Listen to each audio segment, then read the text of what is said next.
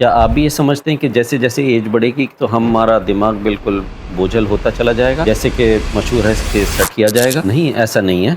मैं आपको 2 स्टोरीज़ सुनाता हूँ और ये आइसोलेटेड स्टोरीज़ नहीं है। This is generally a norm. एक साहब थे, रियल लाइफ स्टोरीज़ हैं, जिन्होंने रिटायरमेंट से पहले बहुत एक्टिव, बहुत अच्छी लाइफ गुज़ारी, बहुत फिज़िकली एंड मेंटली एक्टिव थे। रिटायरमेंट के बाद उन्होंने सोचा कि अब बिल्कुल सुकून वाली ज़िंदगी गुज़ारेंगे और एक लॉन्ग हॉलिडे की तरह से उन्होंने जीना शुरू कर दिया। बट बहुत ही थोड़े वक़्त के अंदर उनके दिमाग के अंदर इतनी कमज़ोरी आ गई कि he was like a demented man. उनको जैसे कहते हैं कि सठिया गए और ज़हन बहुत कमज़ोर हो गया। दूसरी स्टोरी, रिटायरमेंट लिया और रिटायरमेंट के बाद अपनी एक्टिविटी को बंद नहीं किया। फिज़िकली भी एक्टिव रहे और मेंटली इन्वॉल्व रहे, meaningful involvement in some social activity, some activity in life. और उस मीनिंगफुल इन्वॉल्वमेंट की वजह से और फिज़िकली एक्टिव रहने की वजह से 80 साल से ज़्यादा उम्र गुजर गई।